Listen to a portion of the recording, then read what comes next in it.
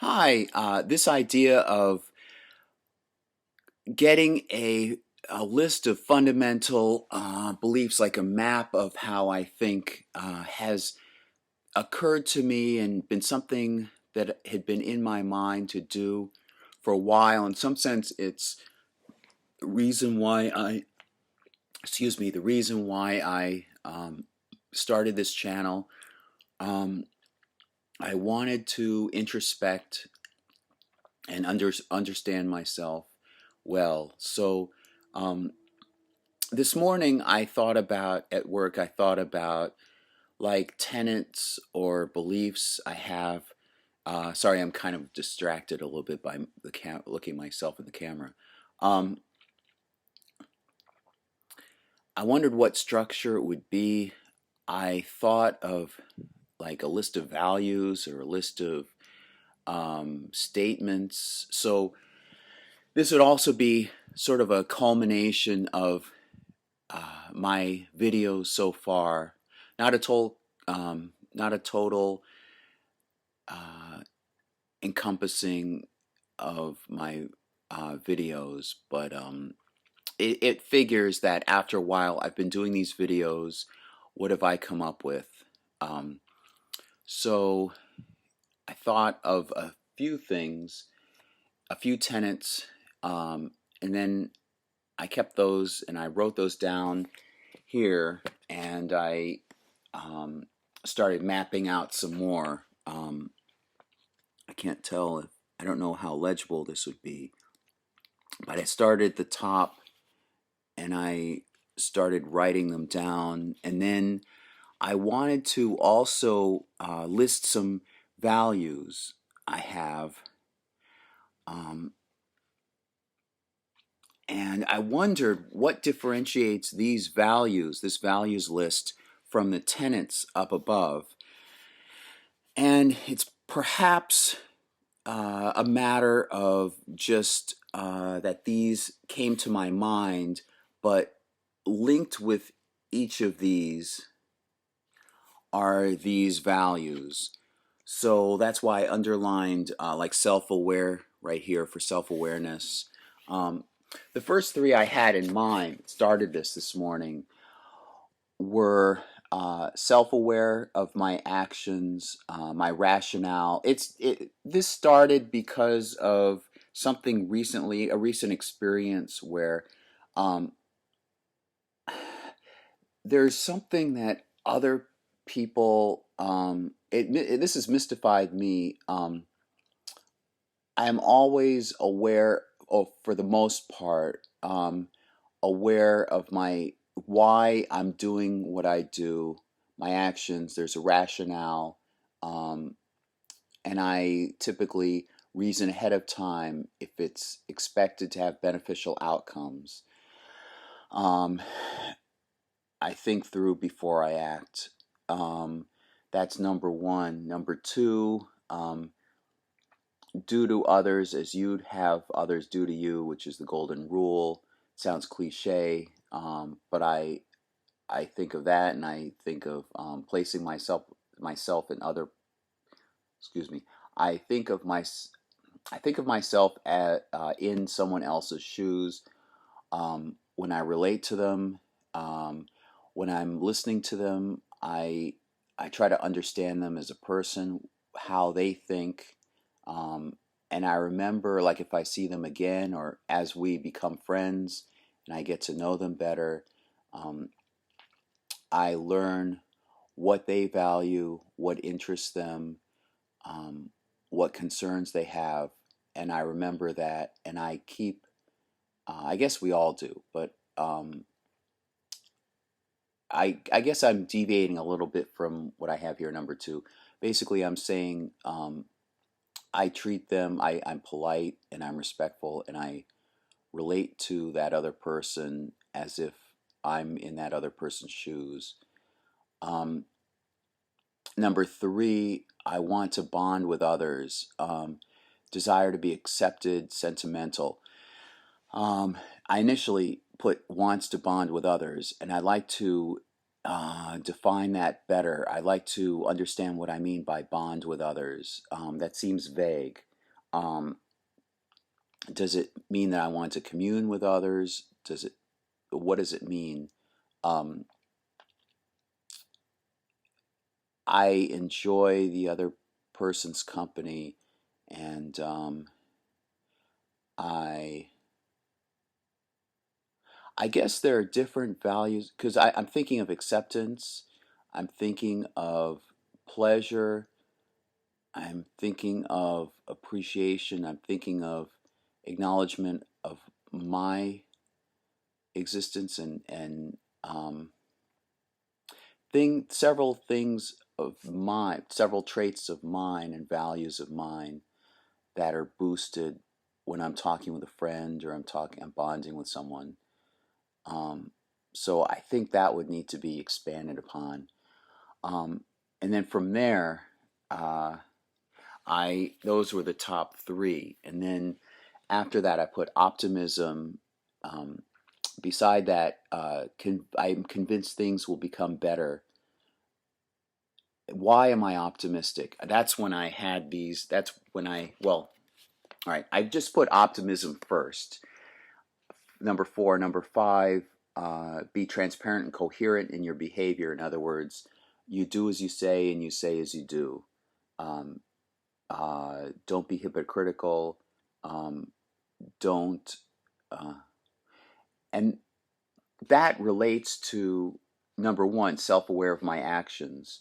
You're whole. You're integrated in terms of your mind and your actions and your wholeness. You're all integrated together. It's unified. Um, Number six, willpower. And I put intellect and bravery. And I remember that Star Trek episode, um, The Enemy Within, where Kirk was split into two, and there's an aggressive side, which is one, and there's an aggressive side and there's a passive side. And there's a moment when the passive side understands that in order to unify them both together and heal, um, he must confront his ugly, aggressive side. He confronts him in the engineering room, and the aggressive side doesn't want to be integrated back into this ugly, this passive side. He wants to remain his own distinct self, and so they capture the aggressive side. Kirk, the passive Kirk, and Spock capture the aggressive Kirk, and McCoy observes that and tells, he tells the passive Kirk, when the passive Kirk is concerned about letting this, reunifying with this aggressive, ugly side of himself. Bones says, perhaps, you have the intellect. That's one benefit you have.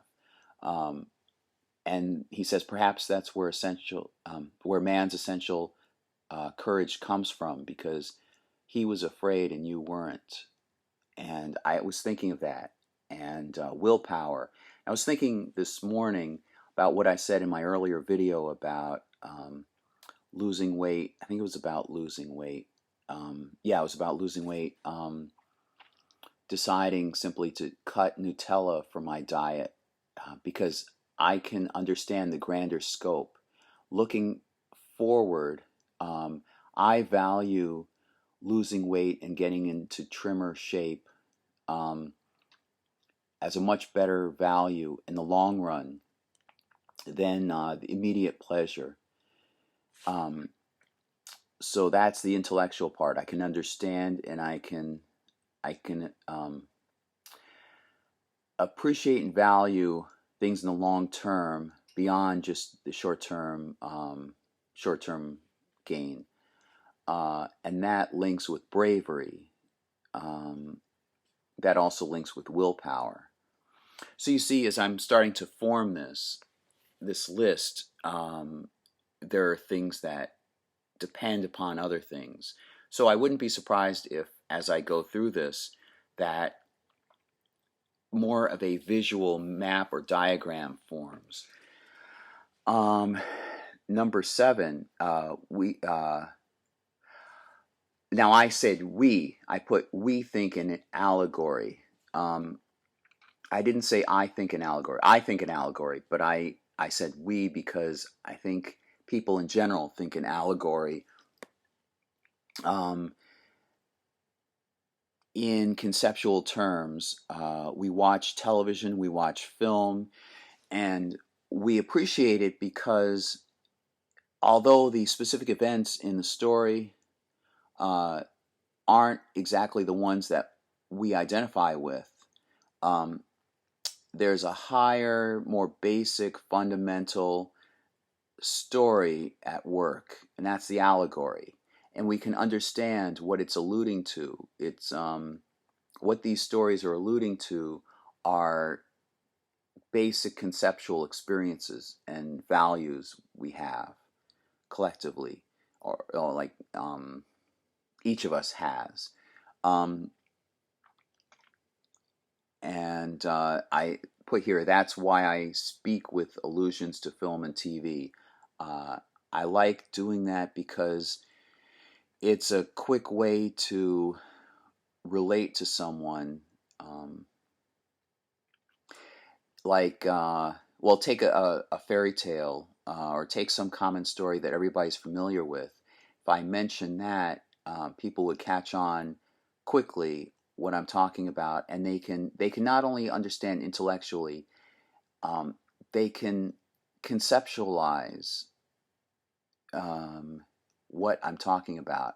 What I'm saying is um, things, nuances, and aspects of the experience um, um, are more or deeper, are more substantial than simply surface layer statements about plot or premise or whatever. Um, and that's what intrigued me about Dramatica. That's what intrigues me about film and TV. I'm talking about the Dramatica theory. Um, it kind of sounds like Plato and his idea of uh, objects which exist in abstract space, and that what we perceive in this reality are shadows of something in a higher plane of existence. It's nice to say, but it's see there I'm allegorizing too. I'm allegorizing or alluding to. I know I'm allegorizing to a philosopher's view of something. Um, so what I'm saying is I think they're conceptualizations, and then from those conceptualizations come uh, again film, TV, different experiences. That's how one person can empathize with another. The person can't have necessarily experienced exactly what the other person experienced, but at a higher level, there's some concept that the other person can understand because uh, that person has experienced something similar. And again, allegory. Number eight, that was number seven. Number eight, things should be as perfect as possible. It would be a letdown otherwise. Um, I'm not a perfectionist, I think, in a destructive sense. Um, I I am an idealist. Uh, there's a healthy dose of reality, an awareness of reality, but above that, I lean towards an idealistic uh, view of things. Um, I tend to think of people as friendly um, and hopeful and kind and considerate and capable, or at least capable of being kind and considerate. There's something in Judaism, the basic impression in Judaism is that there is no original sin, that people are born with either a clean slate or a clean slate and some connection to divine goodness. And I felt that instinctively, um, maybe to my detriment sometimes. But and I was talking with a friend uh, about whether that makes me naive or come across as naive. Yeah, it wasn't that I was wondering about if that makes me naive. I was wondering if she thought I came across as naive, and this other person didn't think so. She said, and she seemed to be similar too. It's nice that we both we share a lot of personality traits in common. Uh, she said that I'm not naive, or I don't come across as naive. Um, I can't remember exactly how she put it. That something, I guess, about good natured. I can't remember. I don't want to delve into it because I can't really remember what she said.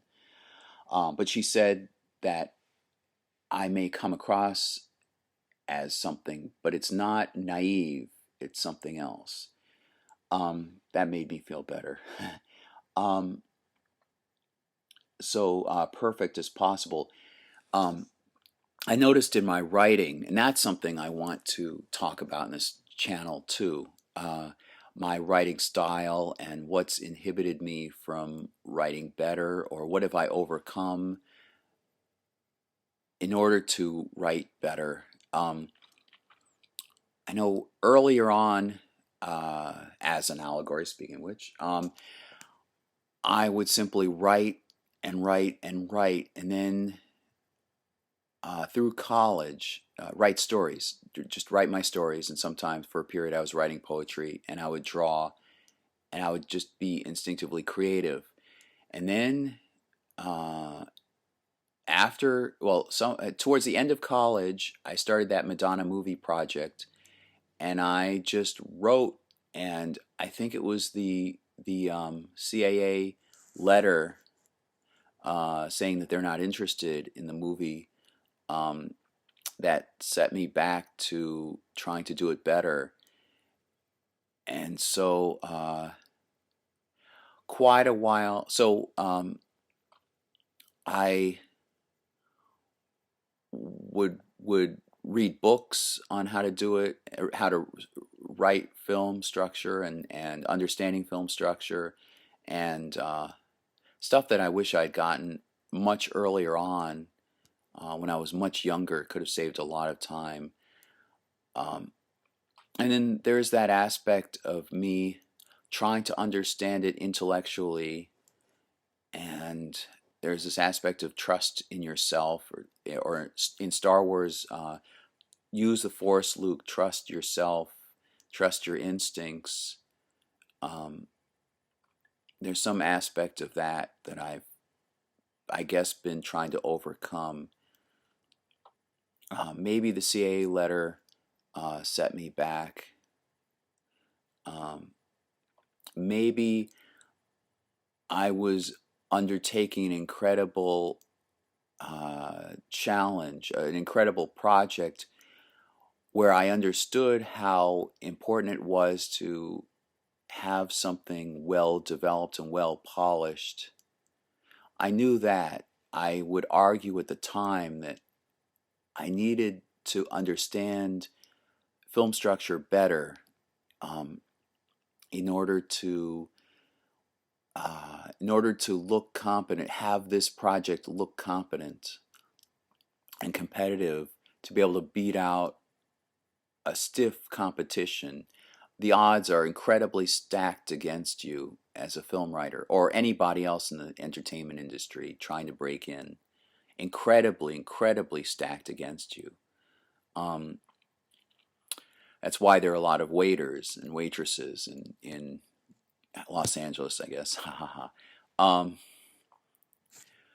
so one one instance of me beating that was that I had read so much about the Bible, and especially about Torah, the 5 books of Moses, understanding Kabbalah, and so forth, that one day I just decided to get out of bed and go to my computer desk and just start typing.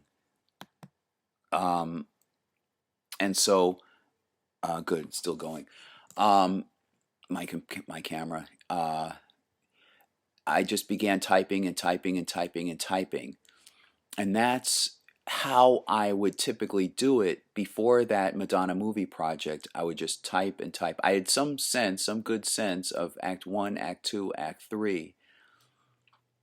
Um, and that's how I was productive. I mean, that's how I was able to produce quite a bit. Um, but I'm weighing that against the concern that what I produce isn't good enough. And you can see that links with that value of it being as perfect as possible. Or close to perfection as possible. I don't expect things to be perfect. See, that's my difference with so-called perfectionists. Um, I I'm realistic enough and kind enough to myself not to expect perfection. In some healthy way, I lean towards perfection, knowing that I won't necessarily get there, but it's a good direction to shoot for. That also links with, I guess, ambition, which happens to be my very next thing, number 9, ambitious. Um, Number 9, ambitious. And then below that, I put visual attraction because I was thinking of women. I was thinking of um, what attracts me to them, and it tends to be a visual attraction, design. And I was thinking of myself being an artist. I like to draw, and I enjoyed collecting Star Wars action figures. I enjoyed collecting Transformers. Um, what did I do more than anything else with those figures? I didn't really play with them, like act out scenes. Um, I appreciated their aesthetic looks. I appreciated their designs, like Transformers. I appreciated the their designs and in robot form, how they were able to get a vehicle or a camera or something to be able to transform.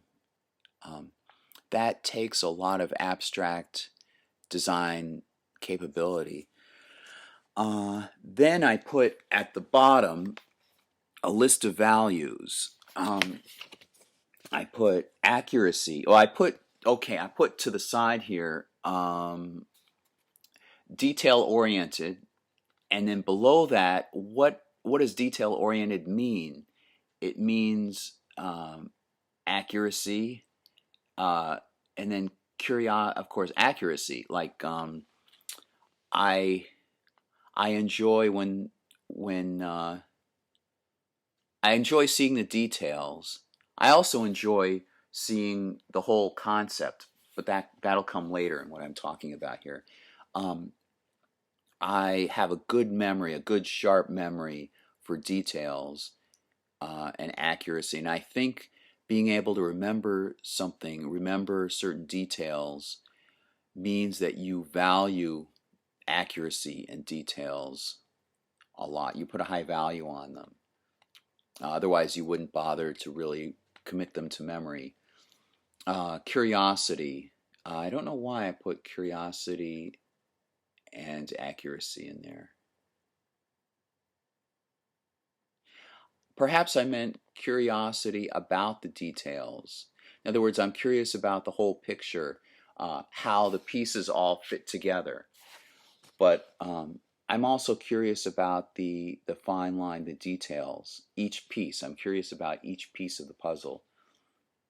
All right, so going back to, and then here I put ambitious, and I put perfect, idealistic. Going back down to the values down here, Um, I have accuracy, bond with people, comfort, reputation, coherence, intellectual capability, bravery, ability for abstract conceptualization, and visual aesthetic. So by the time I got down to intellectual capability, I was, already trying to link them up here, and perhaps identify the core values I have. Break these statements down into their core values and try to identify what the core value would be in each tenet. So for accuracy, I've already described that. Bond with people, I put next to that, I put that relates to number 3, wants to bond with others, desire to be accepted, sentimental. Oh, I didn't actually, I should go back up here, describe what I meant by desire to be accepted and sentimental. I was talking with somebody. She works as a, well, I don't want to get into that. Um, she's a friend of a friend. Um, and uh, okay, I have a male friend who's in his 70s, um, and he's had an experience similar to mine where he has this woman that they knew each other when they were 19, and getting now they're in their 70s, I guess, assuming they're the same age. And uh, I've heard him talk about her, and I've seen them together. Um, I don't want to get further into that relationship, describing that relationship. I'll tell you that I was talking to her in the past week, and they're now friends. They were off for a while. Um, she just wanted to be friends, and he wanted more, and I could sympathize with that. Um, and she was telling me that he's very sentimental, like he remembers the past. She was saying he thinks of the past. And then she said something nice. She said, well, of course, I guess we all do. Um, that's nice because um, I've been in a circumstance, a long running circumstance where um, there were a lot of moments where I saw the nice, positive things in the past, and um, I felt comfortable when thinking about those things, those moments. Um, so I could relate to that. And she said he's sentimental. That, like, after saying that, he said, "Well, he's sentimental." She said, "Well, he's sentimental." Um, and I think I'm probably sentimental. Sentimental meaning that I create a bond. I develop a bond with people. I develop a bond with objects. There was a moving experience, like literally, I had to move, um, and I had developed a bond with everything I had. I could tell you every DVD I have. I could tell you every Transformer, differentiate which ones I have, which toy I have, and tell you the experience I had when I was getting that toy. Um, and this may come across strangely, but hopefully not. Um, it may come across as though I don't see people very well, or I don't. I may come across as oh, what's the term? Like, I don't relate to people very well. It's quite the opposite. What I'm saying is that I develop a bond with people just as I develop bonds with the things I have. Um, there's a Japanese, if I have this right, my take on it, there's a Japanese old belief, as I've heard it, that there's a spirit of the maker of something inside the thing itself. Um, and that somewhat relates to this. I I guess I'm very sentimental. Like, for example, I'm looking at this laptop here. I'm not just seeing the laptop. I'm thinking it was from a friend of mine. It was a gift, and I think of that person giving me the gift. That's why when I go to a birthday party, the few ones I have, um, I don't just buy a gift certificate. I maybe I should. Um, just in case they already have what I'm going to give them. But no, I understand the person. I try to understand the person, what the person is interested in, uh, and what the person has, what the person wants, because I see my gift, my act of giving, not just as uh, something given, an object given. I see it as a token that I understand that person to at least to some degree. Like if I give somebody a Star Wars action figure, I am telling that person I understand they enjoy Star Wars. So that's like my token that I'm telling them about this interest that we both share, or at least the other person has. Um, so where was I? All right. So basically, yeah, I written these values down here. Oh, sentimental. That's right. Yeah, sentimental up there. Wants to bond with others. Number three under tenants. Um, I have desire to be accepted as also some linked with that number three wants to be bond with others. Um, I think in my weak state or weak, yeah, my weak state, what would I want? I would want others to accept me. Like, why would I want them to accept me? It's that bonding thing. I'll have to I have to get into that further. I don't know. Um, at this point, I'll just say desire to be accepted by others. Um, and it's not like accepted into a team necessarily. It's just accepted in terms of friendship and acknowledged and so forth. And that gets into different kinds of relationships. Friendship, like platonic friendships, romantic friendships, and so forth. Um, all right, so down here, bond with people, number three. Uh, I put comfort. Some of number four, which is optimism. Uh, I'm convinced, I personally am convinced that things will become better, and also relates to number eight, which is things should be as perfect as possible. As possible. I understand it can't be all perfect. Um, Otherwise, it'll be a letdown. Then reputation, I see as a high value. In my 47 something years of life, uh, I recognize there are a lot of times when I want to be at least understood and not misunderstood. Um, I want my reputation to be good. Coherence, that's related to number two. Do to others as you'd have others do to you. And number five, be transparent and coherent in your behavior. I think that's self-explanatory. Um, Intellectual capability relates to number six, the willpower, intellect, and bravery. The intellect and bravery being related to the higher tenet of willpower. Um,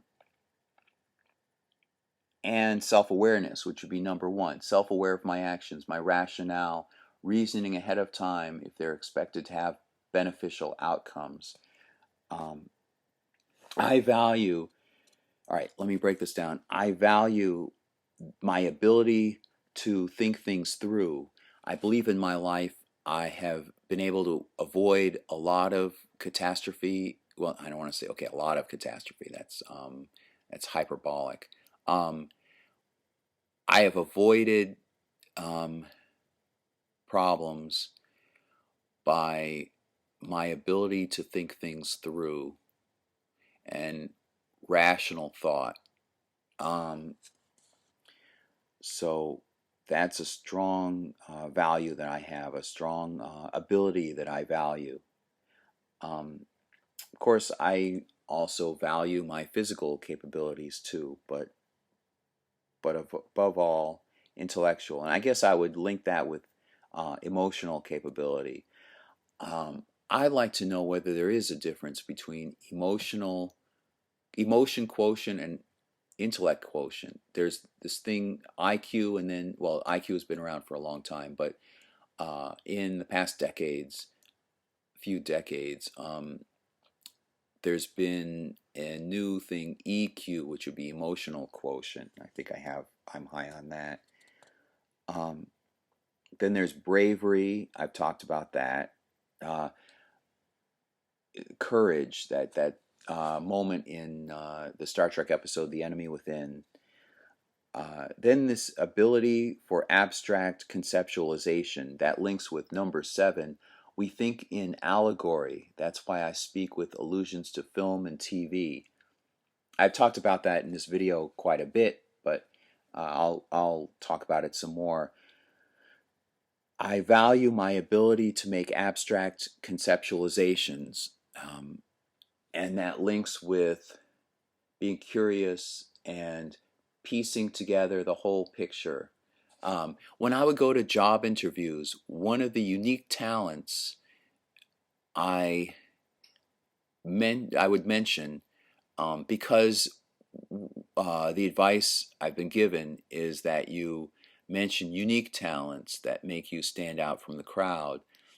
One of those that I prized was my ability to not only see in fine detail and have a good sharp memory about detail, but and to pick up things rather quickly, but the ability to conceptualize at the larger scale. And I suspect that enables me to remember the fine detail and remember the pieces, because if I can understand the overall grand view, I'll call it the landscape. If I can understand the whole map of the large landscape, I can see where Paris is within the borders of France.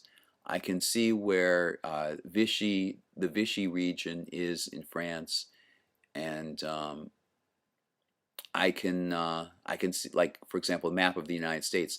I can see where Maine is. I can see where Seattle would be, and so I can, in terms of detail, I know Seattle, and I can study Seattle um, in context of the whole United States and where Seattle fits within the United States. If that makes, see, that's an allegory. I'm making an allegory right now. So I enjoy theories. That's why I'm drawn to theories like Dramatica. I'm drawn to Kabbalah, um, and new ideas. As a matter of fact, I'll just jump up here for a moment. That's actually, somebody pointed that out. Um, I worked for quite a while at an insurance agency, and somebody pointed out, he liked me. He pointed out that he noticed I was when I was making notes, I wouldn't only list them. I would start drawing arrows and mapping things out. And he said I think he said, well, at least he pointed it out, and he liked that. And I think he said, or perhaps it was somebody else that said, that that's the mark of, did he say it was a mark of being smart?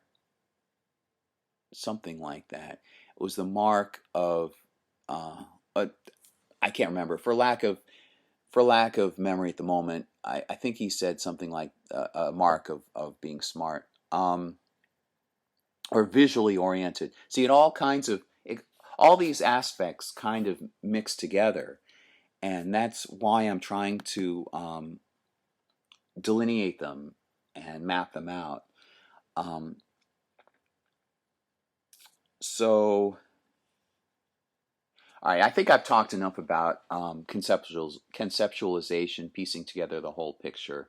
I put here conceptually minded. Okay, I've beaten that to death.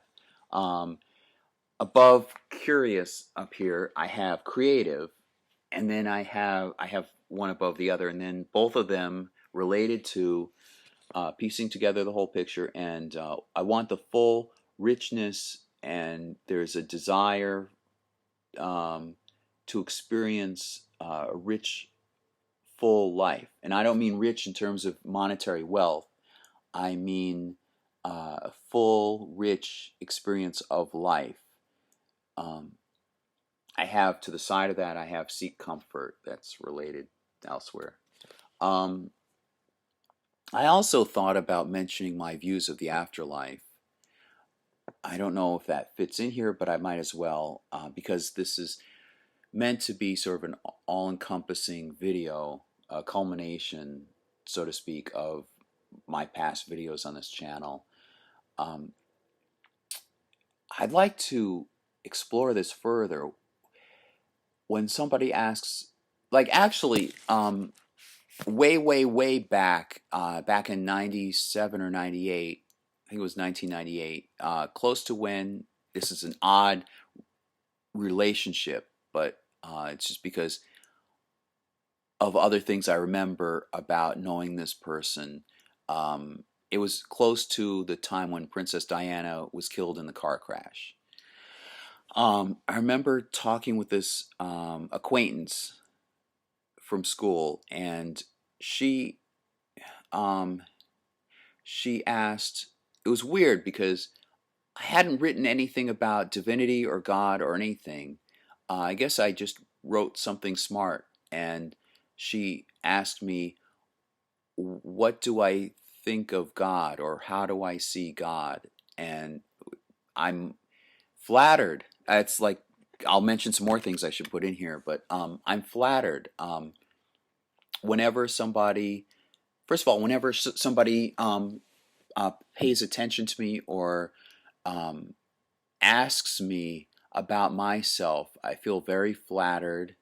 I feel special, and I feel honored that they're actually genuinely curious. Um, so, all right, I'll tell you now in this video. It's not what I told her at the time. I don't remember what I told her, but um, this view of God has been pretty consistent. Um, my view, I discovered later on, matched when I started studying Kabbalah. It What I thought of instinctively happened to match Kabbalistic views. All right, I thought I think of a unity. Um, I think of God as a point of unity, that everything exists as one, and that we have a conscious level of awareness and a subconscious level of awareness. And this may all be poppycock or just purely imagination that doesn't relate to how things really are. Um, but anyway, I'll just state them, and I'd like to go further with this, exploring this. Uh, I think of mathematics. When I think of God, I don't think of a. When I'm in Torah study or something, or thinking of God, um, I don't think of a father figure. I don't think of a throne. I think of God. Well, in terms of the Bible, Yud He Vav He and Elohim, I think of concepts. I think of math. I think of lines jutting out from all directions towards a central point. Um, I think of us having a conscious awareness of things and also a subconscious awareness that we're not really tapping much, perhaps to be healthy or to remain healthy or to have some sense of free will. We don't, we're conditioned not to tap into that subconscious awareness that we're closer, united. Um, and later on, I discovered that's comparable to Kabbalah. In I think it was 12th grade or 11th grade, there was a fun mythology class that I took, and one of the projects was to write our own creation myth. And I should still have the paper. My mom was very careful to keep everything preserved in boxes labeled. Uh, Everything began as I was thinking of a marble. And then there was something created outside that marble that was created without purpose. See, I'm using allegory too. I understand this doesn't relate to history. That's why I don't think of the Bible as literal history. It's fine not to think of the biblical stories as history. They're allegory. That doesn't mean that they don't have a huge, huge importance. That doesn't mean that they're not crucial to understanding. That doesn't mean that they're not valuable. They're very valuable. Um, they are mentioned, they're written about in a literal sense, but as Judaism and Kabbalah explain, there are four levels of interpretation. There's the surface layer, which is the superficial, it's called the mouth layer. Um, it is simply a literal interpretation of what's written. And then there's the hint, remez. As I understand it, it's like you find a comparison here that relates to something in another text. Then there's darash, and I think that's the allegorical interpretation where you see a higher conceptual understanding of the text. And then there's the sod, which is the secret foundation that becomes really Kabbalistic. Altogether, it forms an acronym PRDS. It's where our term paradise comes from. Pardes. There's a Pardes meditation in Kabbalah. I mean, Kabbalah talks about this lore of a Pardes meditation. Or you can also take it as Pardes, meaning four levels of interpretation of any text, particularly biblical text or religious text. Anyway, going back to my concept of divinity, going back to my creation myth. There's this thing created without purpose, and it's jealous and envious of this marble, of this everything. And I thought of light in terms of this everything. I thought of a marble or sphere of light. And so it sought to, with a cage, it sought to, does the cage come out? It was just very jealous. It sought to destroy this light, this unity of light. So the light spread apart, and that's what you see in the Milky Way. It spread apart into many fragments, so that this creature couldn't destroy every fragment. There would still be something remaining, and that's what I see as optimism in myself. I mean, I that was probably my optimism being expressed in this creation myth. And in order to protect these fragments, it created humanity. So again, there's this concept of humanity being created as something good to protect something. There's a sense of optimism. Um, and it was created with the humanity was created with a purpose. So, so this creature has this cage that can capture a human, entrap the human, and bring about dismay, depression, sadness. Um, but there's a way of breaking out of the cage if you can break out of your depression and sadness. And I wrote this in 11th grade, maybe 12th grade. It was, I took one semester of a mythology class in high school. Nice teacher. She let me borrow this thick book from the library. It was nice. It was a collection of different myths. Um, and I was particularly intrigued by the book because it talked about one culture that had a variation of the Garden of Eden story with the snake, but the snake was actually a rabbit and there was no destructive intent. The rabbit simply confused one thing for another. I don't, maybe somebody watching this will recognize what I'm talking about. Um, it seemed to be a close variation of the Garden of Eden story. Anyway, all right. So back to God. My concept of God. Um, I think of some kind of unity. I think of math in the sense of physics.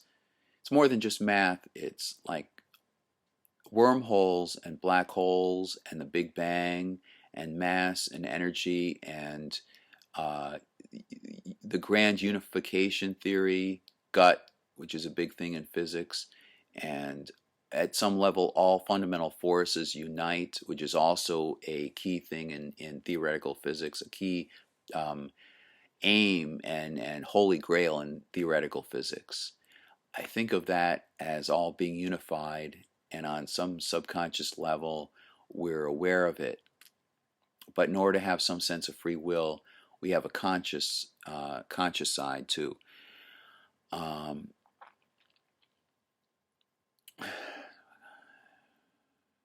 I think of a great, awesome power. I think of a nurturing force. I think of a kind force.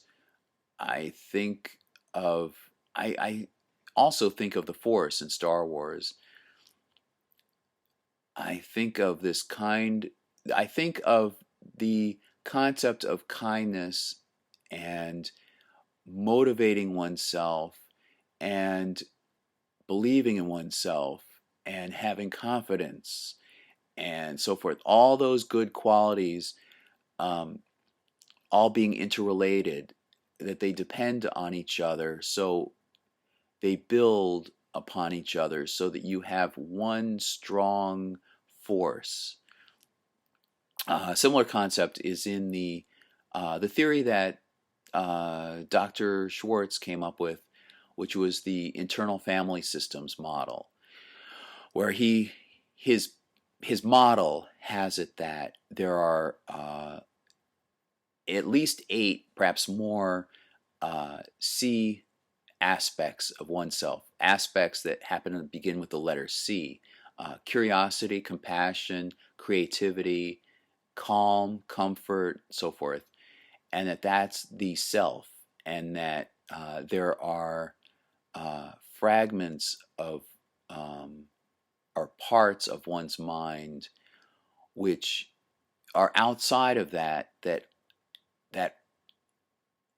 are trapped or tainted by unpleasant memories, and there are firefighter parts that quickly put out the flames or try and deal with these unhappy memories, these tainted parts, um, and that the tainted parts still exist whenever they're experiencing, whenever the person as a whole, whenever the person experience some trauma, that trauma latched, the memory of that trauma latched onto this part, and that the other parts of the person have gone on and experienced time, but that part still thinks that it's in 1954, whenever you experience the trauma. Um, to me, that makes a lot of sense. Personally, I can see my own traumas. I'm aware of my own traumas, and parts of me have gone on. Other parts still retain these lingering memories, and I can see how the model fits, how the model could be viable, could be possibly how things really are. Um, and then there are firefighters, uh, and then there are what I want to call mediators. That's not what he calls it. I can't remember what the larger term. It's a mediator that does a larger role, performs a larger role in keeping these parts functioning. Uh, it could use destructive tools. In other words, it could cause a part to start drinking or taking alcohol or taking drugs or developing an addiction in order to calm and soothe that part or those parts that still hold on to trauma. And the trick is to deal with the trauma. To actually, he with his patients, his technique is to get the person to be aware of that part that still holds the trauma, and to at least acknowledge and accept and I'm starting to tear up a bit, but that relates to what I wrote in here about acceptance, that one of my high values is acceptance and acknowledgement of my talents, and not just my talents, but like me as a kind person, and to deal respectfully with me, and to notice me, um, to an extreme. I was going to say extreme. Maybe that's not the right word, but to some stronger version of that. I like fame. I want fame. I want to be famous. I want to be famous for stuff that I've achieved, like being a film writer or a filmmaker, movie writer, creator, some kind of artist, creative artist. I want to be recognized for that, because that's not only a passion, but that's part of my identity. I consider that part of my identity. So if there's acknowledgement. So what Dr. Schwartz's technique is that he sits down with the person, and he gets the person to quiet the other parts as best as possible, and to let that part that has a trauma speak up and at least be acknowledged and explain what the trauma is. And that does a lot in terms of healing. I know when I learned about this, it was it was the outcome of being interested in the phenomenon of dissociative identity disorder, or formerly known as multiple personality disorder, um, where it seems that people shift from one identity to another. I don't know if that's a real phenomenon. I'm certainly aware that there are a lot of fakers, and it can become trendy, and people pretend to be that way or not, or, pretend to be that way. But in this Dr. Schwartz model, um, there's an elegantly simple way of understanding it. There's a simple way of understanding, well, why did I do something? I don't know. Something just made, I don't know why I did something. Why are you taking drugs? Or why are you drinking all the time? I don't know. And the person could be convinced and be adamant about stopping drinking, but yet go back to the bottle when he needs soothing, or ice cream. A person could have decided to go on a diet. January 1st, I'm going to go on a diet. I have a goal to lose weight. Sometime later, some hardship comes up, and the person just wants comfort food and just starts eating ice cream. Well, what happened to you? Why did you suddenly decide to do this? Well, I don't know. Dr. Schwartz's model elegantly explains this. It's that other parts are all for the person remaining on the diet, but this one part needs comfort food and needs soothing, so that part will take the ice cream, despite all the other parts not wanting him to take the ice cream. Um, and so it's a matter of just having that part, that injured part, speaking up for itself and explaining, I'm here and I experienced a trauma, and letting it out. Back to DID. Um, it could be simply that, much like with families, external family systems, mother, father, and so forth, there are different relationships that are dynamic. They shift depending on, well, a change in the relationship between mother and daughter could affect the father, and the father's relationship to the brother could affect, so forth. It's dynamic. It's all like a map. Um, the same way internally, there are these different parts, and that when they don't work well together, one part could take on one identity that's separate from the others, and then go dormant, and then another part becomes active, and for the sake of sanity, must block out any sense or awareness of these other parts. So that interested me. And so I watched his lectures and learned about these 8 C's, and the at the core self, he found that when people say, these aren't these injured parts, they would start mentioning thoughts in their mind that were healthy. And he would ask, who's this part? Which part is this? And they would say, well, it's not one of those parts. It's my own sense of self. And they would these traits of the sense of self seem to be, or consistently were, confidence, calm, curiosity, creativity, courage, and so forth. All these C's. He mentioned 8 C's, perhaps more. So I thought of the Force in Star Wars.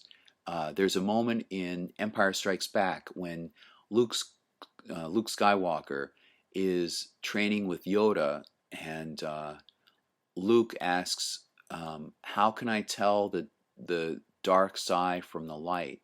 And Yoda says he's sitting in Luke's backpack because of his short stature. But it's also like he was like Jiminy Cricket. He was whispering into Luke's ear, like as a voice of conscience. He says, "You will know when you are calm, at peace." And I think that's true of people in general. When you're calm and at peace, you can have clarity in your thinking. And I trust that when people are calm, they can reason things out. It's a shame that a lot of people don't do that. Um, I I was going to say try, but I remember that line in Empire Strikes Back where Yoda says, "Do or do not, there is no try." And that links with confidence. Um, you put your energy into something, and you're optimistic that it's going to be accomplished, and it's going to be accomplished well, and you are capable of doing it. You just have to believe you can be able to do it. So I think that is all on about divinity. Um, I think I've talked through that.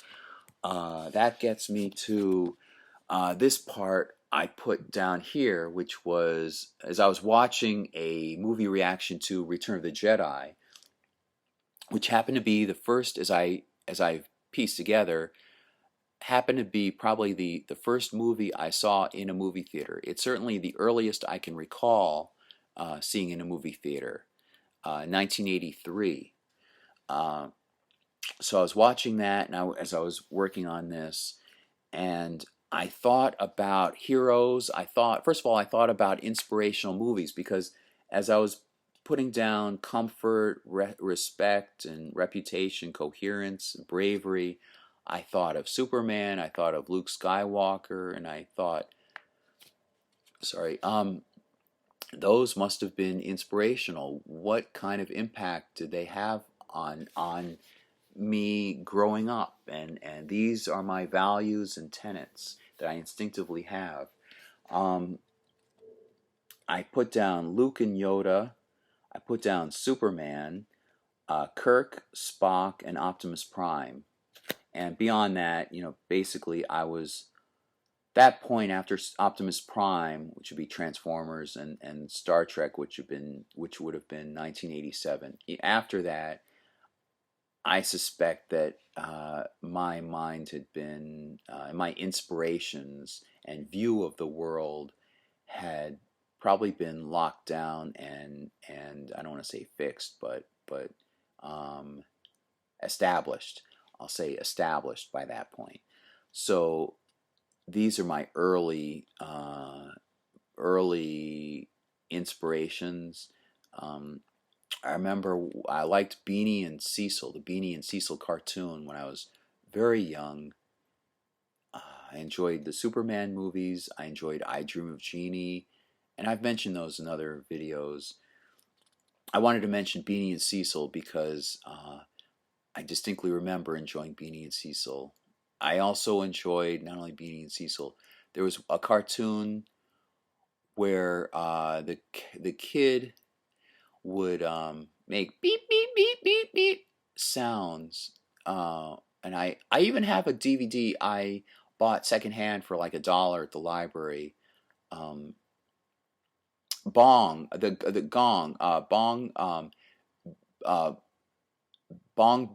McBoing Boing, something McBoing, something like Gregory McBoing Boing. I remember that being one of my early TV shows I enjoyed. I remember Yan Can Cook. Also, he also created a series, Cook with Yan. It was an entertaining cooking show with Asian recipes by somebody who would jump back and forth energetically cooking. You can see his videos. You should be able to see his videos still on YouTube. Um, and I enjoyed nature shows. I remember Mutual of Omaha's Wild Kingdom, and I remember David Suzuki's show. I remember some other shows. I remember Looney Tunes. These are shows I remember watching in Winnipeg, perhaps earlier. Gerald McBoing Boing. Anyway, um, at some point I was more conscious, and in terms of inspiration, in terms of heroes, uh, Luke, um, especially in Return of the Jedi, him confronting his father, Darth Vader, and pursuing the belief, the hope, seeing the goodness in his father, and having the optimism. See, that's why I put that there, because I noticed there were these tenets, and I probably had these tenets ingrained into me perhaps at birth, but I think watching these movies encouraged them. And of course, my mom, things that she would do and her beliefs and our friendship probably encouraged these tenets as well.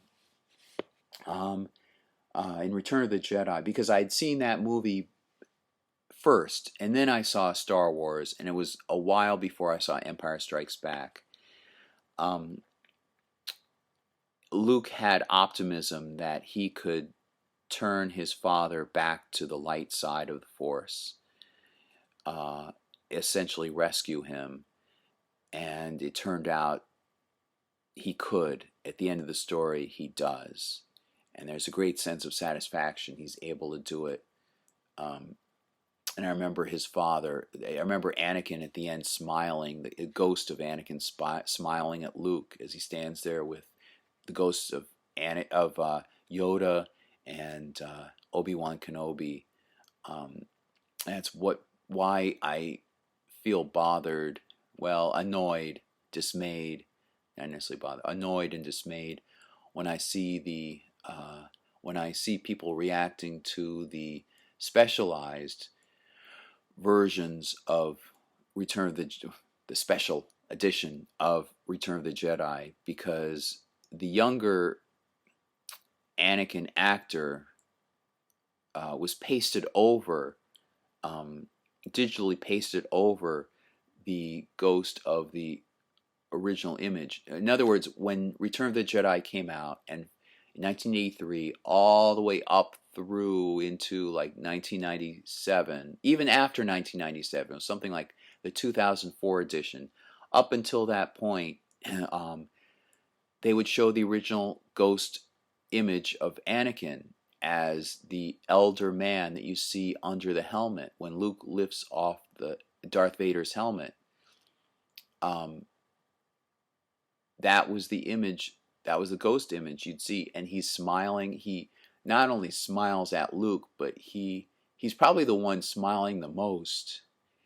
And maybe that was intentional, but I think he even sort of smiles, or his head turns, his head tilts, and then he straightens his head and he smiles and looks directly at Luke, who is off screen. Um, in the pasted over version, what I call the pasted over version, you see the younger actor who played Anakin in the prequel trilogy that came after, um, and he looks down and then he looks up. But there's no sense of interaction with Luke, and that loses the whole point. Not only does the elder Anakin, not only does the ghost looking like the elder Anakin make more sense, um, not only does it demonstrate that Luke was successful in turning his father back towards the light side of the Force before his imminent death, but it the actor looked directly at Luke and smiled off screen and smiled. He was happy, he was joyful. And the Anakin that you see is almost quizzical, like nervous, or he's um in a humbling, he has like this humbled expression on his face. I'd rather have the original where he's smiling broadly, as if to tell Luke, I'm okay, I'm fine, and I'm very happy where I am in this afterlife. Um, and that relates back to Anakin at the end. He tells Luke, um, uh, I remember one point, tell your sister you were right. Um, Luke says, I've got to save you. I've got to pull you out of the Death Star. I've got to save you. He says, you already have. Tell your sister you were right. Meaning you were right, that you had faith that I could be able to change. So anyway, I feel real dismay whenever I see people reacting to the 2004, whatever that is, special edition, because it, in some sense, negates Luke's final effort to turn his father back Luke's final effort to turn, Anakin back before Anakin dies, and he does, and showing him in his younger self next to the older Obi-Wan Kenobi and the older Yoda just doesn't make sense. Anyway, I'm not in a status to be able to argue with George Lucas. Superman, the 1978 and 1980 whatever movies of Superman starring Christopher Reeve. He was very idealistic. He was very respectful. He had empathy towards others, and he had a great confidence in himself. He had intellectual ability, enormous intellectual ability. He was kind and so forth. I think that encouraged those traits in myself. And then Optimus Prime, I'll jump ahead of Kirk and Spock. Uh, Transformers, I began an interest in 1984 when they had come out. And watching the cartoon, I'm watching the cartoon. He was a hero type, of course. He led the Autobots. Um, he was he was kind, just like Superman. He was kind. He was thoughtful. He looked out for his fellow Autobots. He was thoughtful in the sense that he thought ahead, and he thought of the ramifications of his actions. He thought of the consequences of others' actions, um, and he encouraged good constructive traits in his fellow Autobots. Um, Kirk and Spock. I became interested in that was 1984 onward, and then I became interested in Star Trek. The end of two of 1986. I mean, I had seen Star Trek 3: The Search for Spock in 1984, and according to my mom, I had seen Star Trek 2 shortly afterwards on TV. Star Trek 4 was when I really took up an interest in Star Trek. That was released, I think, December 7th, 1986.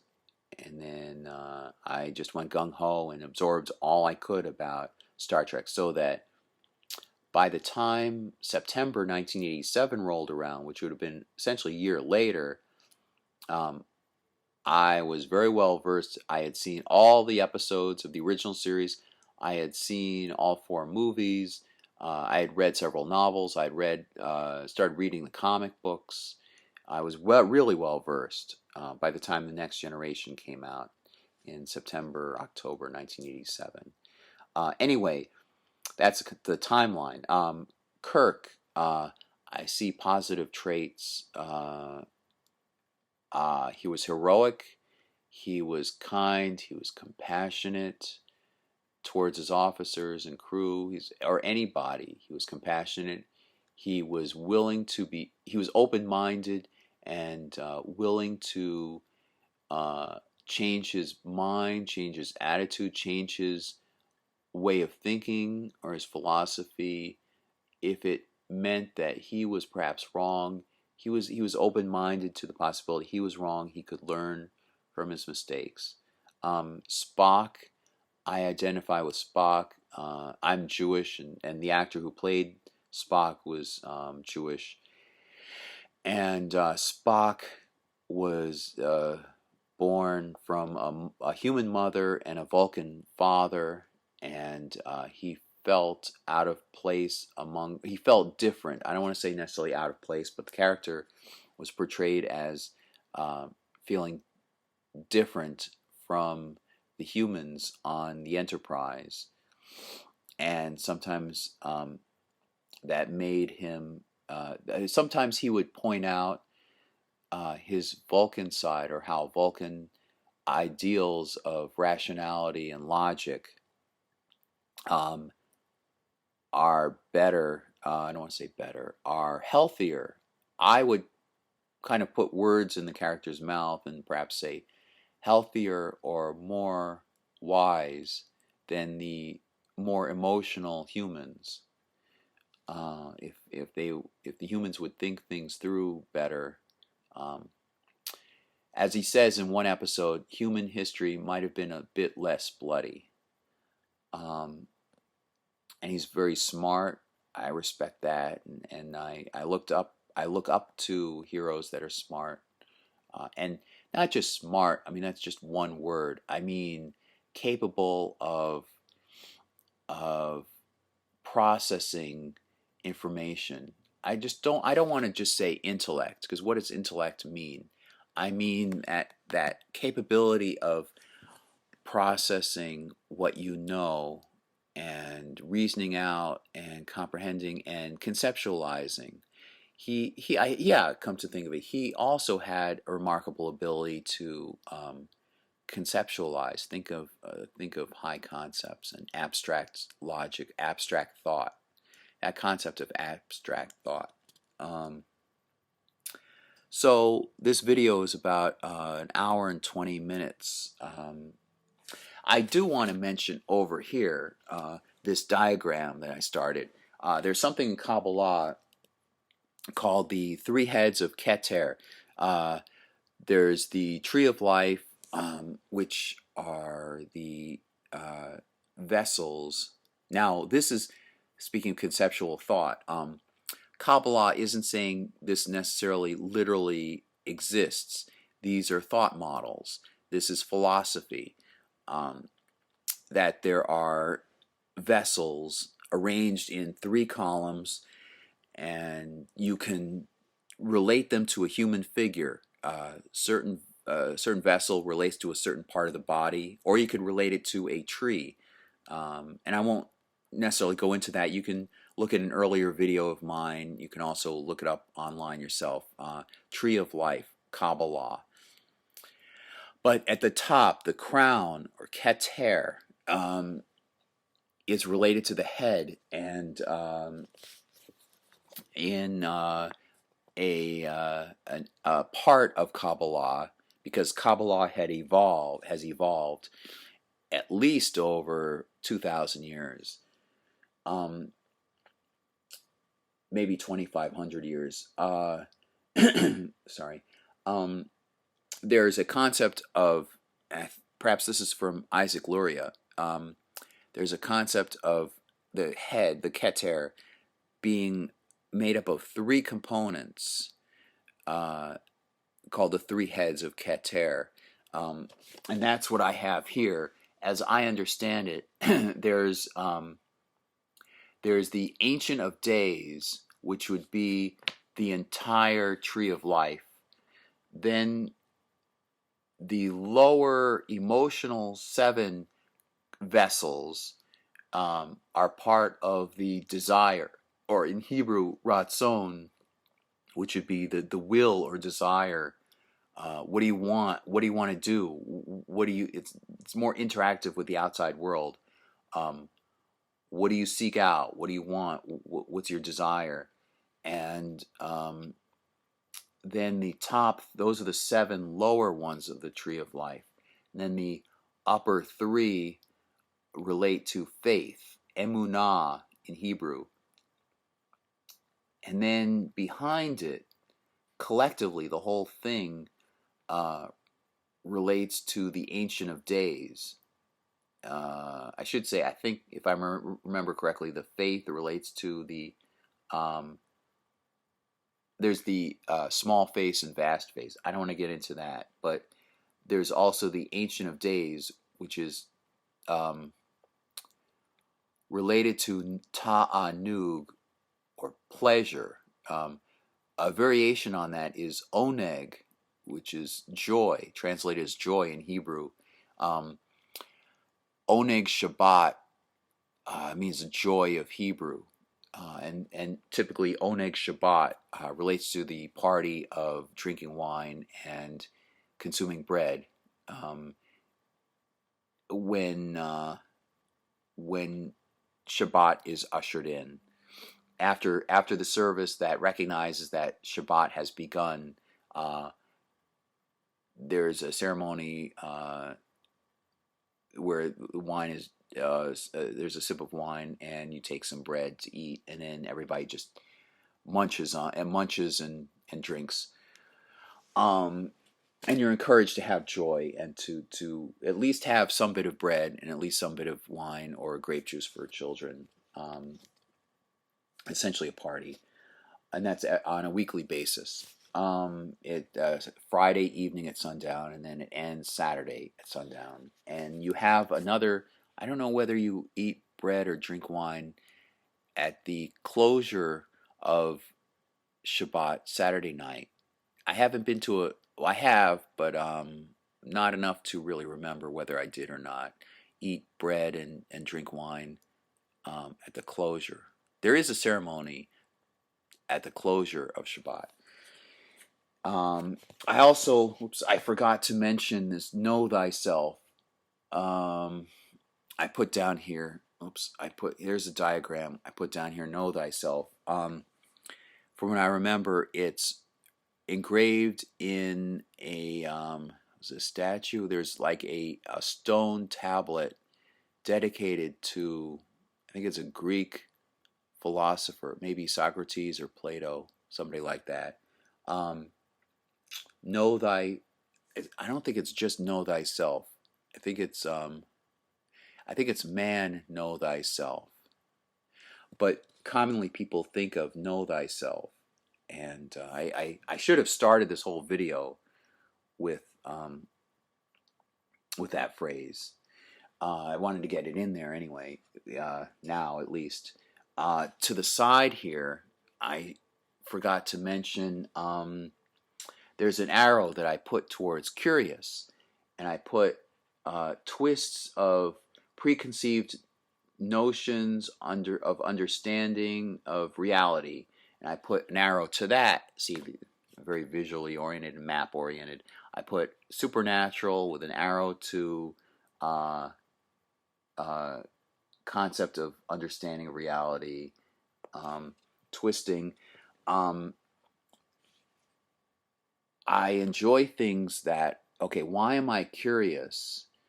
One thing about me that's curious, and it also relates to creativity, I see now that I think about it. Um, I'm curious about things that change my outlook on the world.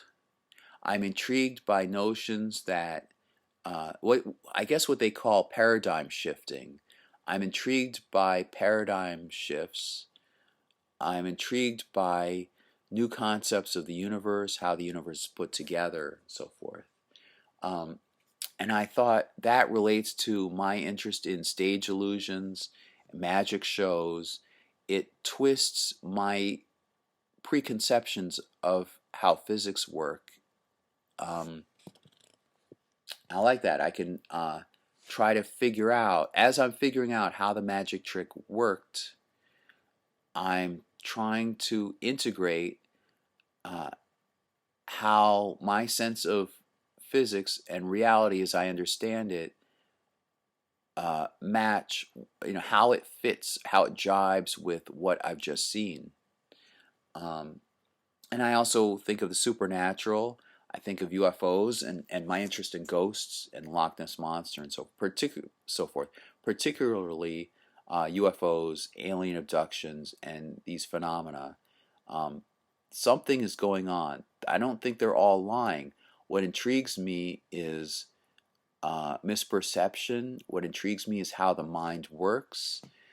Um, and it's just fun to read about a craft landing and knowing some. It's almost sort of like a benevolent cult that you've joined. You read these stories and that the mainstream public isn't aware of, and it on some level it's entertaining, like an interesting story. It's sort of magical. Um, it tests and it keeps you open minded. It tests your awareness of your sense of reality. Um, that's why I enjoyed the radio show Coast to Coast AM with Art Bell. He no longer, I mean, he's deceased, so I guess if there's an afterlife, he really does know some of these secrets, I'm guessing. But I should also mention my sense of the afterlife, my suspicion about the afterlife. But anyway, um, that's why I was intrigued by his show. That was my favorite radio show. Um, and these reports of ghosts, and so forth, the electromagnetic spectrum, and cold spots, and what may be causing them, what may enable you to see a ghost, and I guess that's a good segue into my view, my suspicion about what the afterlife may be. Um, my concept so far, if ghosts really exist, from what I've read, it seems to be related to electromagnetic energy, some some interaction between our reality and some other reality, um, that causes some. I mean, it could just be damp mold causing, screwing up people's devices and instruments or whatever. But if something is going on, there is some truth to this phenomenon. Um, that it relates to the electromagnetic spectrum, um, and perhaps the ghost has some awareness. Uh, somebody, there's some interesting thought that a ghost is different from a spirit, and that perhaps in the afterlife, the person is aware of a sense of death, and that the ghost isn't aware, is like a shadow, or just like somebody walking in their sleep. They're not really coherent or aware of what's going on. They're just going through the motions. They're half awake. I think of ghosts as sometimes being half awake, or not even awake, not fully awake. Awake in the sense of aware of what has happened to them, or aware of their current existence. And the whole idea of current, or it depends upon the existence of time. Um, my mom had died in the end of 2018, October 2018. So I've thought about our sense of reality having a sense of time. It flows linearly, but I wondered if in the afterlife, there is no sense of linear time, uh, so that hypothetically, she would be aware of what I will go through, what I have gone through, and what I am now at present. And you can't really, it's difficult to pinpoint present, because it's always becoming the past. It's at the base scale of Planck time, the smallest increment that we can measure of time. um, Time is going by, and the Planck scale, it's a measurable amount. It's like, um, something times 10 to the minus da da da da da da da da da. It's close to the Planck, I want to say, physical scale. There's a Planck not mass. There's a Planck length and a Planck time. This gets into relativity theory. Um, this is stuff I was studying on my own during my college years, partly because I was just intrigued by the unification theories and understanding how the universe is put together. It's also partly inspired by wanting to understand how the warp drive would work, or could work, that they have in Star Trek, that enables the Enterprise to travel vast distances of space in short periods of time. You'd have to warp space-time. That gets into relativity. That gets into general relativity, and I guess indirectly special relativity. Anyway, um, uh, yeah, the Planck time. Um, so we are moving incrementally at Planck time increments.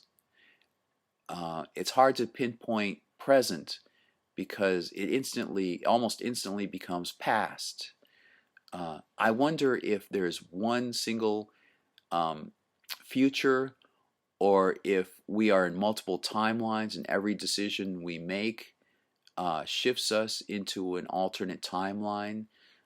That's why I'm not bothered or confused when I watch a movie about time travel where history is changed, because I don't see it as a circular loop. I see it as alternate timelines, and you're just shifting from one timeline to another. For example, in Back to the Future, one timeline is very bad for George McFly, but he changes. He makes a different. He chooses to do something differently. So I see that as he shifted. He didn't just change that timeline. He shifted. That's not it. He shifted to a different timeline in which his future was better. Uh, there's a cause and effect. There's still a cause and effect. The whole concept of cause and effect, that's something in theoretical physics that could be tested. I mean, that's challenged by thoughts like this. Um, is there really cause and effect? Some part of me says there has to be. Um, and in the afterlife, if you don't have time, then a sense of linear time, then what about cause and effect? Um, my concept of the afterlife so far is that there's this unity, divine unity that I spoke about earlier, and that some level outside, perhaps circling around, like I'm using visual concepts that may not even relate in the afterlife, if the afterlife actually exists. Um, I think it's I feel like people tend to say I feel this, I feel that. I feel that my impression is that uh, you exist you exist as part of the unity, and then on some level of more self-awareness, you also exist separately. You have some self-awareness outside of this unity in the afterlife, um, and I how would you see cause and effect? Would everything be at once?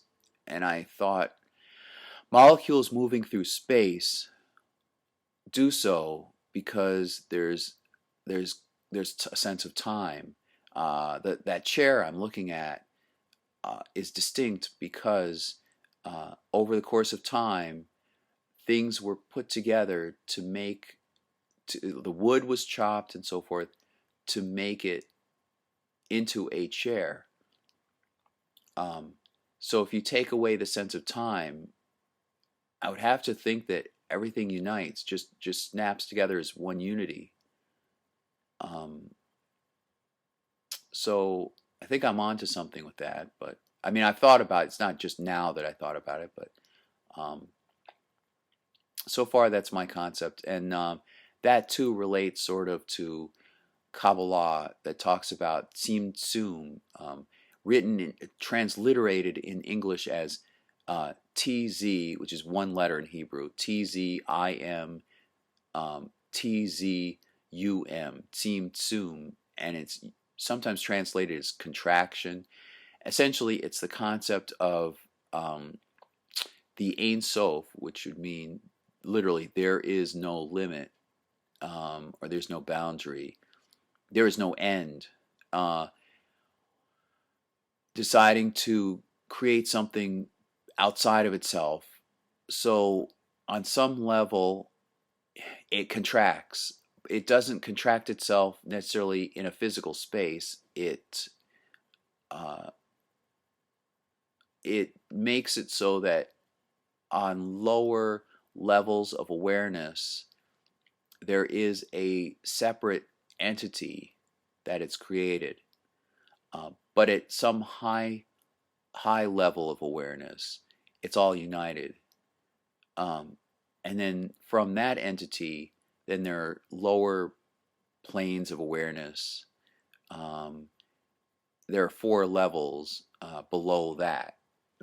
Well, basically, there's the Ein Sof, and then through a Tzimtzum contraction, um, it created room enough for this other entity, and then in very Kabbalist, I think in Lurianic, Isaac Lurianic model, um, that entity was the human form of this tree of life, and that's like essentially the blueprint. And then from that, you get four worlds emanating beneath that successively,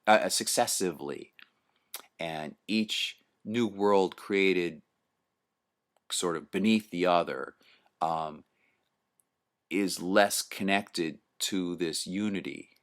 It's all perception and some sense of self-awareness, so that we exist in the fourth world, um, the world of doing, um, and we are at some level, uh, you it, part of this entity. I can't even say part, like as one whole with this entity. I shouldn't say entity. I mean the Ein Sof. Um, but we have a sense of free will, and so we're very self-aware. In other words, we are very self-aware. Than the earlier plane is less self-aware, and then all the way up less self-aware, till you reach just awareness, and that's you are Ein Sof. Like there's no distinction. I wouldn't see any distinction between you. If there's total unity, there is no distinction. Um, in terms of individual parts, it's just Ein Sof, and that's it. Which nicely uh, compares with that creation myth that I talked about earlier. Before I even read anything about this in Kabbalah, or I barely knew that Kabbalah existed, but yet I wrote this creation myth. Um, Maybe there's something to it. Instinctively, maybe there's something to it. Anyway, I'm almost reaching 2 hours. It's an hour and 42 minutes. So I think I talked about quite a bit. So I will leave this, and I'm happy and proud, and I'm glad that I put all this into this one video. So it's certainly very encompassing. So I'll talk to you next time. Bye.